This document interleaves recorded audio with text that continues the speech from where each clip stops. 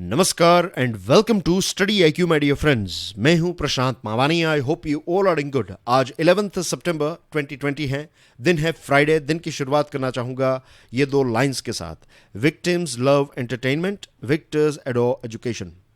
बहुत सारे लोगों की ये आदत होती है कि 60 मिनट्स पढ़ाई की और उसके बाद थोड़ा नेटफ्लिक्स देख लिया, थोड़ा अमेजॉन प्राइम देख लिया या फिर कोई सीरीज देख ली। Right, this is waste of time.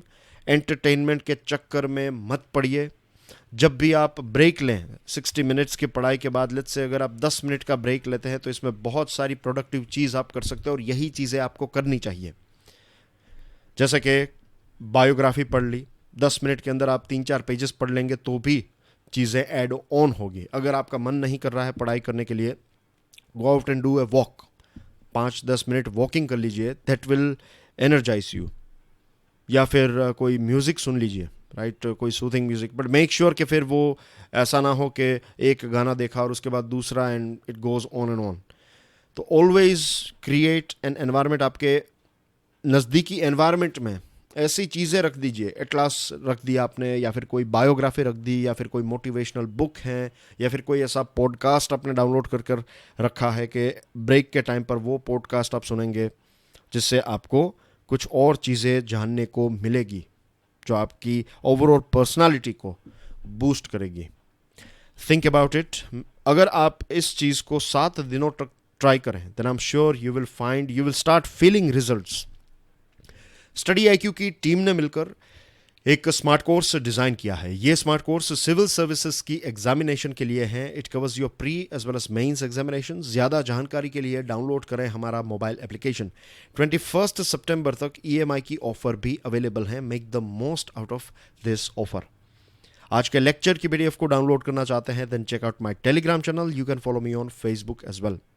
Dear friends, आज हमारे टेबल के ऊपर 4 इंपॉर्टेंट आर्टिकल्स हैं। इसमें सबसे इंपॉर्टेंट आर्टिकल अगर कोई है तो ये टाइम्स ऑफ इंडिया में अमिताभ कांत साहब ने ये आर्टिकल लिखा है, नेक्स्ट ड्राइवर ऑफ ग्रोथ। ये one of the most important article है। उसके अलावा जो आर्टिकल्स हैं ये भी इंपॉर्टेंट है, लेकिन आज का टॉप प्रायोरिटी आर्टिकल ये है। स्मोक सिग्नल्स, ये टाइम्स ऑफ इंडिया का एडिटोरियल है। आपको याद होगा 2019 की बात है, क्रिसमस टाइम पर ऑस्ट्रेलिया जो है वो वाइल्ड फायर से जूझ रहा था। ऑस्ट्रेलिया के इकोनॉमी के रिपोर्ट्स भी सामने आए थे। डेली फाइनेंशियल न्यूज़ एनालिसिस में मैंने डिस्कस किया था आप सभी के साथ कि ऑस्ट्रेलिया की इकोनॉमी जो है वो भी काफ़ी सीवियर स्ट्रेस में है। इनफैक्ट रिसेशन पहली बार कुछ एक लंबे टाइम के बाद, right, I am talking about 3-4 decades, 30-40 साल के बाद ऑस्ट्रेलिया की ऐसी इकोनॉमिक सिचुएशन देखने को मिल रही है। क्योंकि 2019 के जो अंत के महीने थे तो उस टाइम पर वाइल्ड फायर की शुरुआत हुई, और जैसे ही वाइल्ड फायर कंट्रोल में आया वैसे ही कोविड-19 की शुरुआत हुई। तो लगभग आप कह सकते हैं कि पूरा साल जो है ऑस्ट्रेलिया एक बहुत बड़े स्ट्रगल में रहा है। दूसरी जो भयानक चीज़ है वो ये है कि ऑस्ट्रेलिया में जो आग लगी थी 2019 में, ऑस्ट्रेलियन वाइल्ड फायर जो है इसने 12 मिलियन एकड़ ज़मीन को तबाह कर दिया। 12 मिलियन एकड़ एरिया में ये आग लगी थी। इससे पहले की जो आग है, जैसे कि 2018 में कैलिफोर्निया में जो आग लगी थी तो उसकी साइज़ थी 2 मिलियन एकड़। 2019 में अमेज़न के जंगलों में जो आग लगी थी it was 2.2। Siberia wild Fyers 2019 जो हैं ये 6.7 मिलियन एकड़, लेकिन उससे डबल या फिर इन तीनों का टोटल मिला ले तो इससे भी ज़्यादा एक एरिया, एक देश में इतने बड़े एरिया में आग लगी। तो यू कैन अंडरस्टैंड कि कितना डैमेज हुआ होगा। और आज हम इस टॉपिक के बारे में इसलिए बात कर रहे हैं क्योंकि आपकी स्क्रीन के ऊपर ये जो तस्वीर है ये कैलिफोर्निया की तस्वीर है। यूएसए में भी एक बहुत बड़ी आग लगी है। यूएसए में कुछ उनके स्टेट्स हैं जैसे कि कैलिफोर्निया, ओरेगोन, वॉशिंगटन। तो यहाँ पर वाइल्ड फायर्स जो हैं ये एक फेमिलियर फीचर है, एक नेचुरल चीज़ है। यहाँ पर कुछ टाइम पर हमें यहाँ पर ये चीज़ देखने को, वाइल्ड फायर्स जो हैं वो देखने को मिलते हैं। प्रॉब्लम ये है कि इनकी जो फ्रीक्वेंसी है और इनकी जो सीवियरिटी है ये बहुत ज़्यादा बढ़ चुकी है। ये और ज़्यादा सीवियर होते जा रहे हैं और ज़्यादा बड़े होते जा रहे हैं ये wild Fyers, and that is a matter of concern. और ये सिर्फ यूएसए और ऑस्ट्रेलिया की बात नहीं है। यहाँ पर हमने देखिए ब्राज़ील की बात की, यूएसए, साइबेरिया यानी कि रशिया की बात की, और दुनिया के अलग अलग शहरों में देखें, अलग अलग देशों में देखें, तो आपको इस प्रकार की पैटर्न नज़र आ रही हैं। हम सब ने ये चीज़ महसूस की है, आई एम श्योर। अगर आप अपना बचपन याद करेंगे, आप में से ज़्यादातर लोग जो हैं वो अराउंड 20, 21, 22 की एज के होंगे। तो if you remember when you were 10, आज से 10 साल पहले, 15 साल पहले की लगभग अगर आपको बातें याद हैं, चीज़ें याद हैं, तो जो बारिश है हमारे देश में एक फ़िक्स टाइम पर होती थी, रफली एक फ़िक्स टाइम था।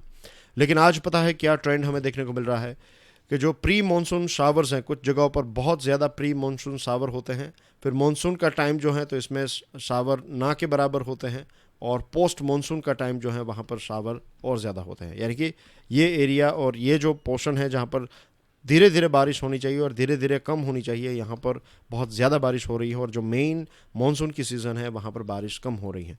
कुछ जगहों पर बहुत ज़्यादा, कुछ जगहों पर बहुत कम। हमारे देश में हीट वेव्स से पहले लोग मरते नहीं थे, हीट वेव्स तो होती थी, लेकिन अब बड़े शहरों में हीट वेव्स की वजह से बहुत सारे लोग जो हैं, हर साल अगर आप समर टाइम में देखेंगे तो आप पाएंगे कि हीट वेव से बहुत ज़्यादा लोग जो हैं वो हर रोज़, बहुत सारे लोग जो हैं वो हमारे देश में हीट वेव की वजह से मरने लगे। और सिर्फ ये हमारे देश की बात नहीं है, ये दुनिया के अलग अलग देशों में ये सारी चीज़ें हो रही है। बहुत सारी जगहों पर बहुत ज़्यादा सूखा पड़ रहा है और कई जगहों पर बहुत ज़्यादा बारिश हो रही है। It applies to city as well as countries. तो ये क्लियर साइन है क्लाइमेट चेंज की। और कई साइंटिस्ट ये कहते हैं, और जब सोचते हैं तो भी बहुत डर लगता है। कई साइंटिस्ट का कहना यह है कि अब ऑलरेडी बहुत लेट हो चुका है। एक एक चीज़ जो है, एक आप कह सकते हैं एक साइकिल जो है वो मोशन में आ चुकी हैं। जो डोमिनोज होते हैं, डोमिनोज यानी कि आपने देखा होगा कि जो एक के बाद एक चीज़ों को अरेंज किया जाता है और एक चीज़ गिरती है तो उसके बाद दूसरी और पूरी लाइन जो है वो गिरने लगती है। तो ऐसी शुरुआत हो चुकी है, ऐसा कुछ साइंटिस्ट्स का मानना है। कुछ साइंटिस्ट का ये भी कहना है कि अगर हमने आने वाले 5-10 सालों में चीज़ों को चेंज नहीं किया तो फिर हम एक टिपिंग पॉइंट तक पहुंच जाएंगे। और जो पेरिस क्लाइमेट चेंज है उसमें भी बताया है कि 2 डिग्री सेल्सियस ये ग्लोबल एवरेज टेम्परेचर है। तो ग्लोबल एवरेज टेम्परेचर अगर 2 डिग्री सेल्सियस को एक बार क्रॉस कर लिया तो 2 डिग्री सेल्सियस को एक टिपिंग पॉइंट बताया जाता है। टिपिंग पॉइंट का मतलब ये होता है कि एक ऐसा पॉइंट, राइट, लेट्स से कि ये टिपिंग पॉइंट की लाइन है, तो आप धीरे धीरे करके यहाँ तक पहुँच गए। एक बार आप इस लाइन को क्रॉस कर लिया, उसके बाद चीज़ें जो हैं वो ऐसे इसका ग्रोथ होगा टेम्परेचर का। तो बहुत सारी बर्बादी, 2 degree Celsius average global temperature हो गया तो उसके बाद बहुत सारी बर्बादी हमें देखने को मिल सकती है। बहुत सारी स्पीसीज़ चली जाएगी, पूरी पैटर्न जो है वो चेंज हो जाएगी। और पता नहीं उस टाइम पर क्या होगा, क्योंकि कुछ पिछले 2 दशकों में आप देखें तो बहुत सारे ऐसे जूनोटिक ट्रांसफर्स हुए हैं। जूनोटिक यानी कि ऐसे ऐसे रोग, ऐसे डिजीज़ जो एनिमल में थे लेकिन अब ह्यूमन बींग्स को होने लगे हैं, जैसे कि कोविड-19, कोरोना वायरस।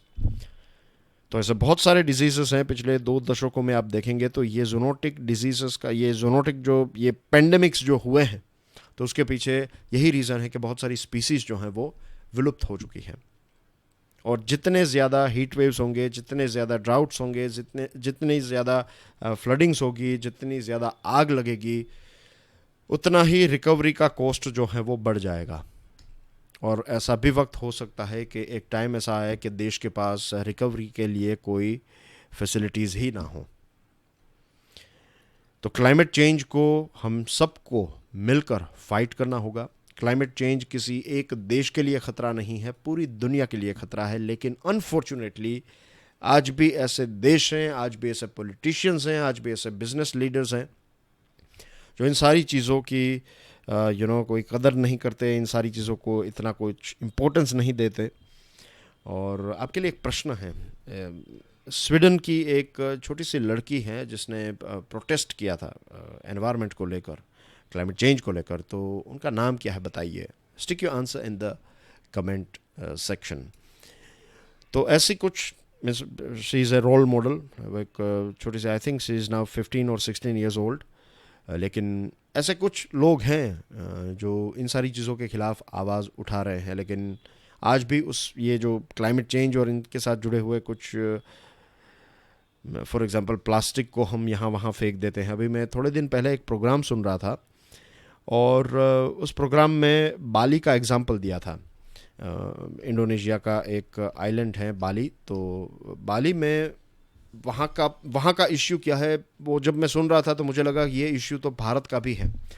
वहाँ पर लोग जो हैं, you won't believe this thing, कि वहाँ पर लोग, मान लीजिए पानी की बोतल किसी ने पी, तो वो क्या करेंगे कि ऐसे ही बोतल ख़त्म हुई तो rather than throwing in dustbin, वो लोग वहाँ पर लोग जो हैं वो नदी में बोतल को फेंक देते हैं। अगर आपने कोई प्लास्टिक की, लेट्स से एक वेफर का पैकेट आपने खाया, तो उसके बाद जो जो प्लास्टिक रैपर हैं, जो वेफर का पैकेट है, जो एम्प्टी पैकेट, वो फेंक दिया नदी में।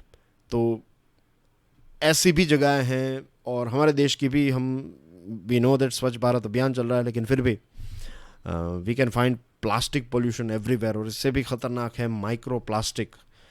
एंड आई एम श्योर आप इन सारी चीज़ों के बारे में जानते ही होंगे। तो there is only one way out, एक ही रास्ता है कि हर कोई मिलकर इंडिविजुअल लेवल पर, एक एक परिवार और एक एक परिवार के एक एक व्यक्ति जब क्लाइमेट चेंज को सीरियसली जब तक कंसिडर नहीं करेंगे, तब तक कोई बदलाव मुझे नहीं लगता कि हो सकता है, ऐसा मेरा मानना है। और यहाँ पर यह भी बताया है, big ticket challenges, international climate cooperation, green energy and travel, sustainable agriculture, ये कुछ ऐसे बड़े बड़े क्षेत्र हैं जहाँ पर बहुत सारे चैलेंजेस हमें देखने को मिल रहे हैं। तो एक ही चीज़ इसकी हो सकती है, अगर गवर्नमेंट को चेंज करना है, इन द सेंस कि गवर्नमेंट का माइंडसेट जो है वो चेंज करना है, पॉलिटिशियंस के ऊपर और ब्यूरोक्रेट्स के ऊपर प्रेशर डालना है, तो ये लोग ही कर सकते हैं। लोग जैसी डिमांड करेंगे वैसी सप्लाई हमें मिलेगी। आगे बढ़े उससे पहले डियर फ्रेंड्स, स्टडी आईक्यू की टीम ने मिलकर एक आप कह सकते हैं कि वी हैव स्टार्टेड एक गुड पॉजिटिव चेन। हम हमारे सब्सक्राइबर्स जो हैं, मीन्स आप देखेंगे अभी एक रिपोर्ट आया था कि बहुत सारी बड़ी बड़ी कंपनीज़ हैं जिनके पास बहुत सारा फंडिंग अवेलेबल हैं, लेकिन उन सारी एजुकेशन कंपनीज़ में स्टडी आईक्यू स्टैंड आउट करती हैं, क्योंकि स्टडी आईक्यू जो हैं वो धीरे धीरे करके अपने पैरों पर खड़ी हुई, और व्यूअरशिप के तौर पर देखे या फिर जो रिलायबिलिटी का रेशियो है वो स्टडी आईक्यू का काफ़ी अच्छा है। आई एम श्योर आपको इसके बारे में पता होगा। अगर आपको ये पढ़ना है, I will share this link in my Telegram channel, आप इसको पढ़ सकते हैं। तो thank you very much for subscribing to our channel. आप में से ज़्यादातर जो नए लोग सब्सक्राइब करते हैं स्टडी आईक्यू में, वो जो कहते हैं ना वर्ड ऑफ माउथ, यानी कि आपने किसी को बताया कि स्टडी आईक्यू एजुकेशन चैनल बहुत ही अच्छी है, इसमें क्वालिटी स्टफ़ डिलीवर किया जाता है, तो इसकी वजह से ही हम यहाँ तक पहुँच पाए हैं और आगे भी आपकी मदद से ही पहुँचेंगे। तो thank you very very much. और मैं हर रोज़ कहता हूँ कि अगर आपको हमारे वीडियोस पसंद आते हैं तो 3 और स्टूडेंट्स को स्टडी आईक्यू के बारे में ज़रूर बताइएगा। लेक्चर अगर पसंद आता है तो इसको दूसरे स्टूडेंट्स के साथ तो शेयर ज़रूर करें, और हमारी चैनल को सब्सक्राइब करना ना भूलें। आज मैं आपके साथ वो लिंक डेफिनेटली शेयर करूँगा। I want you guys to go through it, एक बार आप उसको देख लीजिएगा। Next driver of growth, Times of India का ये एक बहुत ही इम्पोर्टेंट आर्टिकल है। ये आर्टिकल लिखा है अमिताभ कांत साहब ने। पेंडेमिक की बात करें, ये जो कोविड-19 है ये एक बहुत बड़ा चैलेंज तो है ही, लेकिन चैलेंज के साथ साथ कोविड-19 भारत के लिए एक बहुत बड़ी अपॉर्चुनिटी भी है, ख़ास करके हेल्थ सिस्टम में। हेल्थ केयर जो है, हमारा पूरा जो क्षेत्र है हेल्थ सेक्टर का, तो हेल्थ सेक्टर के क्षेत्र को हम बदल सकते हैं, ये एक अपॉर्चुनिटी है हमारे। और अगर हम इंफ्रास्ट्रक्चर में इन्वेस्ट करें, अगर हम इंफ्रास्ट्रक्चर को और अच्छा बनाएं, डेवलप करें, मेडिकल इंफ्रास्ट्रक्चर की यहाँ पर मैं बात कर रहा हूँ, इन्वेस्टमेंट को अगर हम बूस्टअप करें और मैन पावर को स्किल और ज़्यादा मैन पावर इसमें ऐड करें, तो हमारा देश जो है वो उन सारे देशों की कैटेगरीज़ में आ सकता है जहाँ पर बेस्ट क्वालिटी की हेल्थ फैसिलिटीज़ प्रोवाइड की जाती हैं। लेकिन अब ये वक्त नहीं है कि हम इंक्रीमेंटल, यानी कि स्टेप बाय स्टेप छोटे छोटे स्टेप्स उठाएं। अब वक्त आ चुका है रेडिकल रिफॉर्म्स का, राइट। बड़े रिफॉर्म्स, बड़े और स्पीडी रिफॉर्म्स हमें करने, स्पीडी बदलाव करने पड़ेंगे। और अगर हमने ये किया तो हम बहुत सारे करोड़ों लोगों को ये कोविड-19 की चपेट में से बचा पाएंगे, और इसी के साथ साथ एक इकोनॉमिक बूस्ट भी मिलेगा हमारे देश को, क्योंकि कोविड-19 का खतरा कम हो जाएगा तो नेचुरली लोग ज़्यादा ट्रांजैक्शन, ज़्यादा बाहर निकलेंगे, ज़्यादा खाएंगे पिएंगे, they will do more transactions. तो इससे भी इकोनॉमिक ग्रोथ होगा, और इसमें जो इन्वेस्ट किया जाएगा हेल्थ केयर में, तो लोगों की प्रोडक्टिविटी भी इम्प्रूव होगी। एक हेल्थी व्यक्ति ज़्यादा प्रोडक्टिव होता है, कॉमन सेंस की बात है, और ज़्यादा प्रोडक्टिव व्यक्ति जो है वो ज़्यादा चीज़ें जीडीपी में ऐड कर पाएगा, देश के जीडीपी में। तो इससे ओवरऑल हमारा देश जो है वो आगे बढ़ सकता है। It's a very simple thing to understand. Bharat ने कुछ अचीवमेंट्स भी किए हैं, राइट। भारत को दुनिया की फार्मेसी माना जाता है, फार्मेसी ऑफ द वर्ल्ड। दवाई के प्रोडक्शन में हम बहुत ही अच्छे हैं, लेकिन मैं याद दिलाना चाहूँगा कि एपीआई के मामले में हम चाइना के ऊपर निर्भर हैं, तो इसको भी हमें कम करना पड़ेगा। डॉक्टर्स और नर्सेस की बात करें तो यूएसए, यूरोप और वेस्ट एशिया, यानी कि ये जो मिडिल ईस्ट गल्फ कंट्रीज़ हैं, सऊदी अरेबिया, कतार एंड यूएई, और ये सारे देश जो हैं, ओमान है एक्सेट्रा, तो ये सारे देशों में आपको इंडिया के डॉक्टर्स और नर्सेस मिलेंगे। They are considered one of the best in the world. और हमारे देश में बहुत सारी प्राइवेट हॉस्पिटल्स हैं, और प्राइवेट हॉस्पिटल्स की वजह से मेडिकल टूरिज़्म हमारे देश में होता है। बहुत सारे अलग अलग देशों के लोग जो हैं वो हर साल यहाँ पर ऑपरेशंस और मेडिकल फैसिलिटीज़ के लिए यहाँ पर आते हैं। तो ये सारे हमारे अचीवमेंट्स हैं, लेकिन हमारी कुछ वीकनेसेस भी हैं जिसके ऊपर हमें काम करना पड़ेगा। वीकनेसेस में सबसे बड़ा जो इश्यू है वो ये है कि हेल्थ के पीछे सेंट्रल गवर्नमेंट और स्टेट गवर्नमेंट टोटल हमारी जीडीपी का 1.13% ही हम इसमें स्पेंड करते हैं। और यहाँ पर शब्द स्पेंड इसलिए खर्च हैं ये, क्योंकि हम बहुत कम पैसे इसके लिए रखते हैं।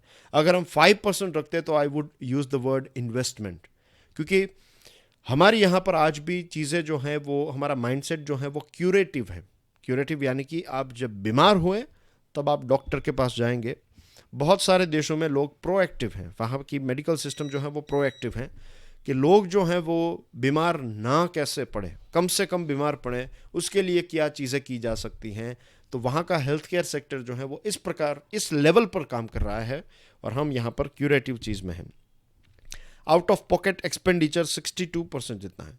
किसी का अगर मेडिकल बिल लेट से 10 लाख रुपए आया, तो on an average I would say कि इसमें से 6,20,000 जो हैं वो व्यक्ति अपने खुद के जेब में से निकालेगा, बाकी का सपोर्ट थोड़ा बहुत गवर्नमेंट का मिलेगा। और 98%, अब देखिए 98% जितनी हेल्थ केयर फैसिलिटीज़ हमारे देश में जो हैं वो छोटी छोटी हैं, जिसमें 10 या फिर उससे भी कम लोग काम करते हैं।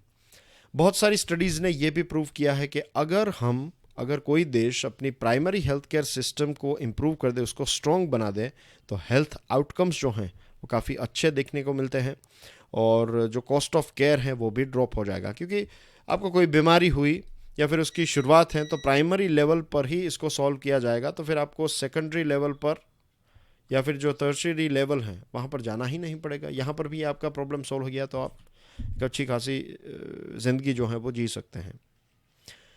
आयुष्मान भारत स्कीम के तहत 2022 तक भारत जो है 1,50,000 जितने हेल्थ और वेलनेस सेंटर्स खोलने वाला है, और ये एक अच्छी बात होगी। ये चीज़ों को ट्रांसफॉर्म डेफिनेटली ये अगर हो गया, और जिस प्रकार से बातें की गई है, जिस प्रकार का प्लान है, अगर ये इम्प्लीमेंट हुआ तो definitely this will be A game changer. जैसे मैंने आपको ऑलरेडी बता दिया कि क्यूरेटिव सर्विस जो है उसको हमें प्रिवेंटिव सर्विस में चेंज करना है। ये एक पूरा एटीट्यूड का चेंज होगा।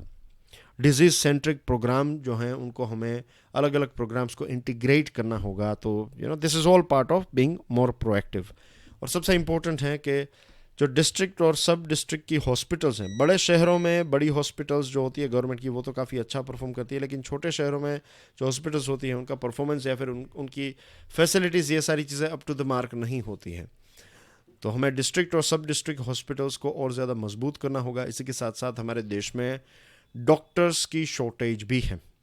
ग्लोबल एवरेज डॉक्टर्स की अगर आप देखें तो 1,000 लोगों के बीच में 1.72 का रेशियो है, 1.72:1,000। WHO रिकमेंड करता है कि 1,000 लोग के बीच में एक डॉक्टर होना चाहिए। हमारे देश में 0.7 यानी कि 1,000 लोग हैं, तो कुछ रफली आंकड़ा इतना है हमारे देश में कि 1,400 या फिर 1,500 लोगों के बीच में एक डॉक्टर हैं। ऐसा कुछ हमारा प्रॉपर जो एक एग्जैक्ट फिगर जो है वो इसके आसपास है।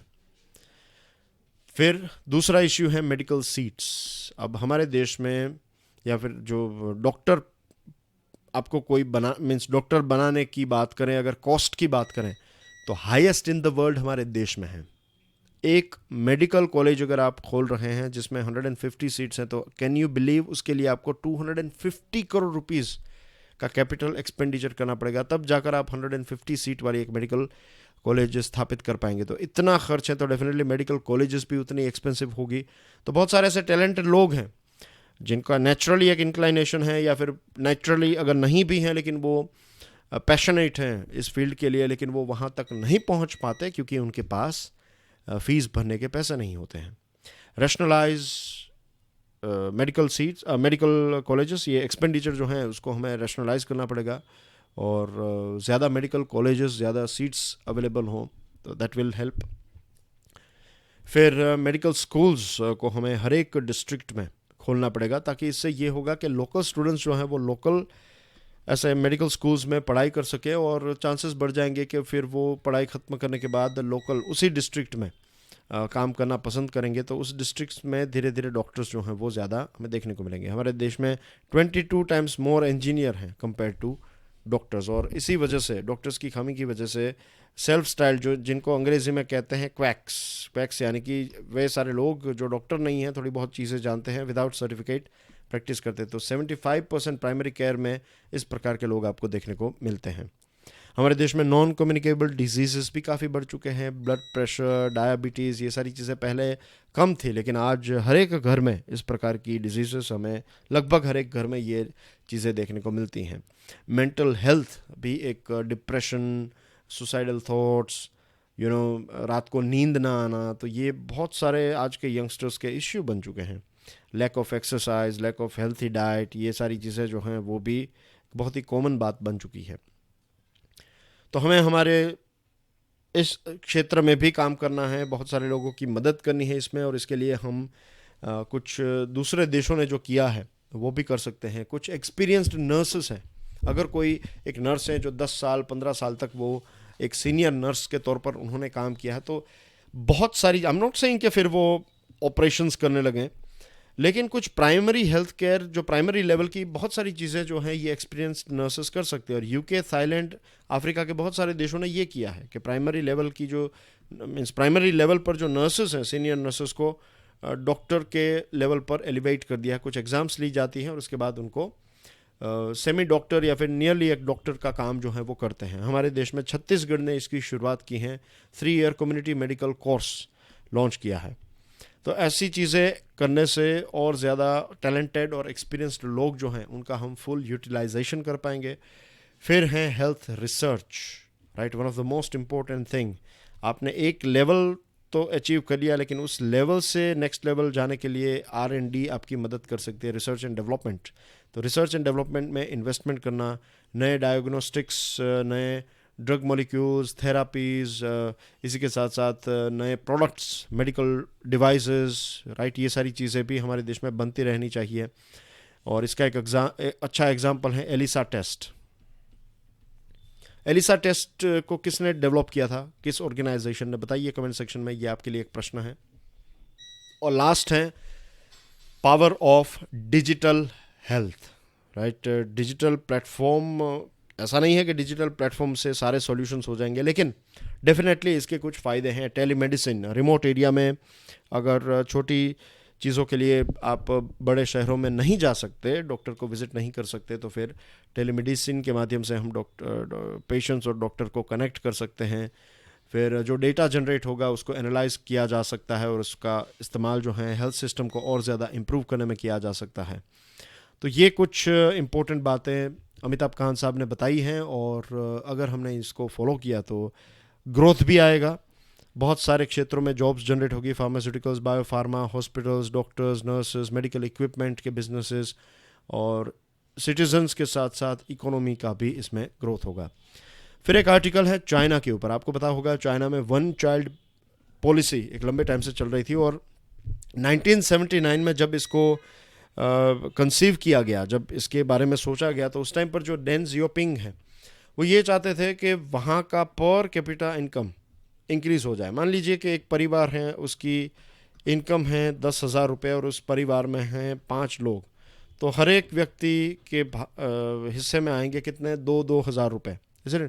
लेकिन अगर आप इस परिवार में से 2 लोगों को निकाल दें तो पर पर्सन जो है 3,000 रुपीज़ जितना हो जाएगा, 3,300 समथिंग लाइक दैट।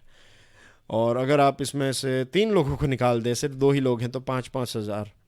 तो ये ऐसा आइडिया चाइना ने किया कि पॉपुलेशन को कम कर दो तो ऑलरेडी मीन्स जो पर कैपिटा इनकम है वो थोड़ी अच्छी देखने को लगेगी, मीन्स अच्छी दिखाई देगी। अगर ये नहीं किया तो फिर लोगों का विश्वास जो है ये कम्युनिस्ट पार्टी के ऊपर से धीरे धीरे उठ जाएगा एंड थिंग्स लाइक दैट। तो उन्होंने इसकी शुरुआत की और फिर एवरेज बर्थ रेट जो है चाइना का ड्रॉप हो गया, 1.6 बर्थ्स पर वुमेन हो गया। अगर इसी को आप इंडिया के साथ कंपेयर करें तो इट इज़ 2.24, यूएसए में ये 1.77 है।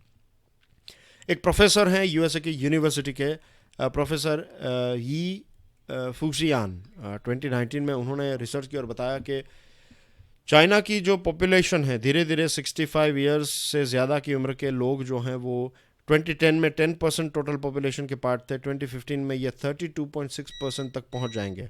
इसी के साथ उनकी जो लेबर फोर्स है वो धीरे धीरे कम होकर 2050 में नॉट 15 सॉरी 2050 में 787 मिलियन हो जाएगी।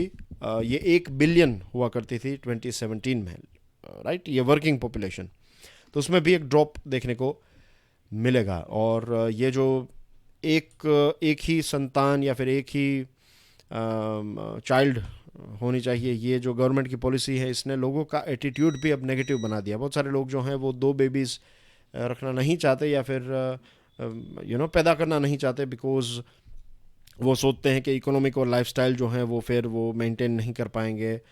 और इसकी नेगेटिव इम्पैक्ट चाइना में ऑलरेडी नज़र आने लगी हैं, क्योंकि उनकी पॉपुलेशन जो है, जो रिप्लेसमेंट रेट जो है, लोग मरते हैं, पैदा होते हैं, तो एक देश के पॉइंट ऑफ व्यू से देखें तो जितने लोग मर रहे हैं तो उनको रिप्लेस करने वाले भी उतने फ्रेश यंग लोग हमें चाहिए। लेकिन ऐसा नहीं हो रहा है, वहाँ पर कम लोग पैदा हो रहे हैं और ज़्यादा लोग जो हैं वो बड़ी उम्र के होते जा रहे हैं। तो इससे ये होगा कि एक वक्त आएगा जब चाइना ज़्यादा से ज़्यादा हेल्थ के पीछे खर्च करना पड़ेगा, सोशल वेलफेयर के पीछे, पेंशन्स के पीछे, और इसी के साथ जो ओवरऑल प्रोडक्टिविटी है वो कम हो जाएगी, राइट। तो यंगस्टर्स कम होंगे तो फिर मैन्युफैक्चरिंग, एक्सपोर्ट और दूसरी चीज़ों में भी डिक्लाइन देखने को मिलेगा, और इससे फिर गवर्नमेंट का रेवेन्यू भी कम हो जाएगा।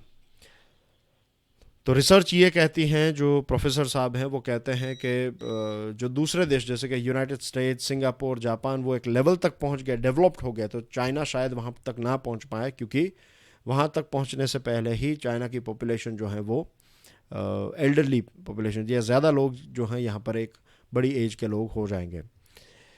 Will the population decline create a richer society in China? क्या पॉपुलेशन कम होगी तो चाइना की सोसाइटी ज़्यादा रिच हो जाएगी? द आंसर इज़ नो, क्योंकि बहुत सारे ऐसे देश हैं जिन्होंने पॉपुलेशन को कंट्रोल किया है, मीन्स, लेकिन उन्होंने सिर्फ पॉपुलेशन को कम नहीं किया है, पॉपुलेशन के साथ साथ एक तरफ पॉपुलेशन थोड़ी कम हुई तो उसकी तरफ दूसरी तरफ उन्होंने टोटल फैक्टर प्रोडक्टिविटी ग्रोथ जो है वो इंक्रीज़ कर दिया, यानी कि हर एक व्यक्ति जो है उसकी प्रोडक्टिविटी रफली स्पीकिंग अच्छी हो गई। लेकिन चाइना में ऐसा नहीं हो रहा है। चाइना में जो ग्रोथ हुआ है, नो डाउट चाइना का ग्रोथ हुआ है, लेकिन ज़्यादातर ग्रोथ जो है वो मार्केट रिफॉर्म्स और कंजम्पशन बढ़ने की वजह से हुआ है।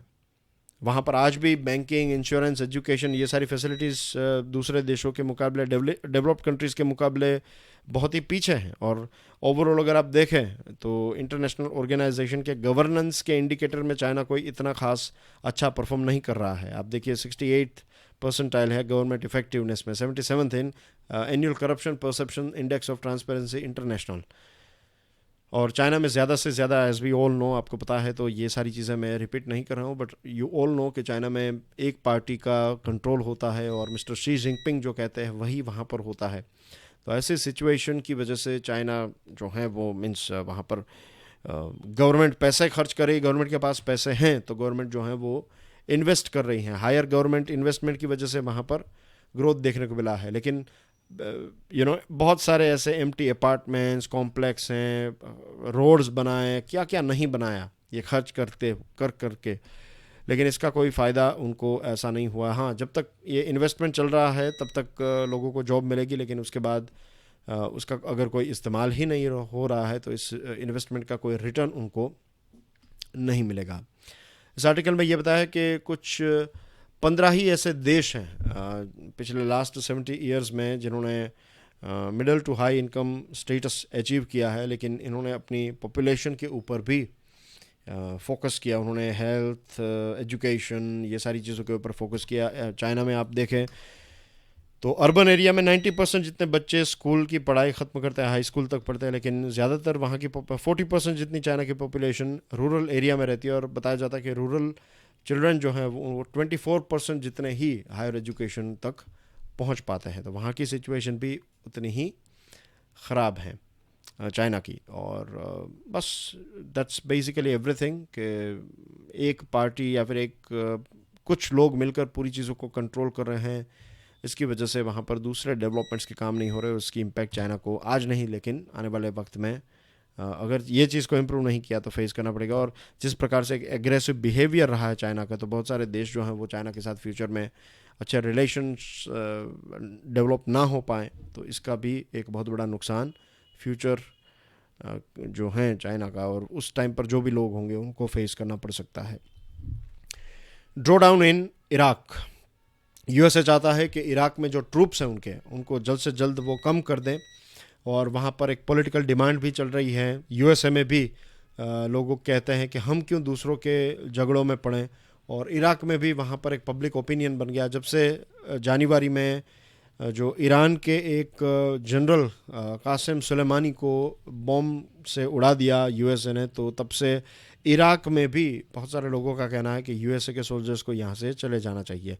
यूएसए ने एक बहुत इंपॉर्टेंट रोल प्ले किया नो डाउट इस्लामिक स्टेट को ख़त्म करने में, लेकिन अगर यूएसए यहाँ से चला जाएगा तो इराक के चैलेंजेस जो हैं वो भी काफ़ी बढ़ सकते हैं। एक वक्त था जब 1,50,000 जितने 1.5 लाख जितने यूएसए के ट्रूप्स जो हैं वो इराक में थे। और अब देखिए वहाँ पर कम लोग हैं, बहुत कम लोग, मीन्स 3,000 के आसपास, कुछ 5,000 के आसपास हैं। उसको और कम करने की बात चल रही है।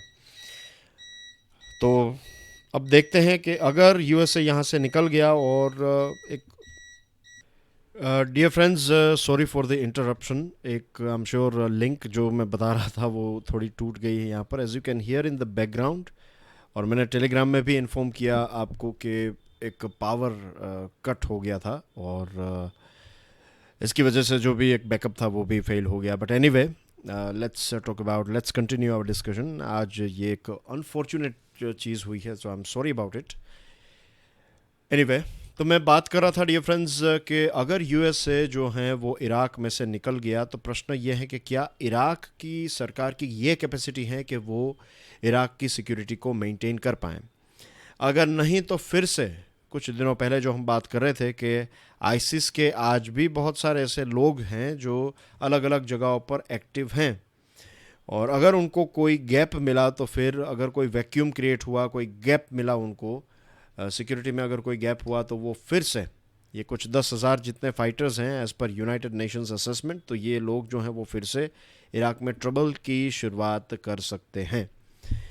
तो ये एक सबसे बड़ा ख़तरा है। तो दुनिया को भी इसके सामने देखना चाहिए, क्योंकि फिर सिर्फ इराक के लिए ही आईसिस और इस प्रकार के ऑर्गेनाइजेशंस खतरा नहीं है, पूरी दुनिया के लिए है। तो we should be very careful about it कि चलो यूएसए निकल रहा है वहाँ से, एक दिन तो उनको निकलना ही था और वहाँ के लोग भी चाहते हैं, इराक के लोग, के यूएसए यहाँ से निकल जाए, लेकिन क्या दुनिया के दूसरे लोग सोल्जर्स नहीं लेकिन कैपेसिटी बिल्डअप कर सकते हैं इराक की सरकार की, ताकि इराक की सरकार जो है वो इस प्रकार के ऑर्गेनाइजेशंस के सामने लड़ पाएँ। That's everything from my side dear friends. ये कुछ न्यूज़ आइटम्स हैं। मैं चाहता हूं कि आप पीडीएफ को डाउनलोड करने के बाद इसको देख लीजिएगा। And I will see you soon with daily financial news analysis. Enjoy your studies. जय हिंद।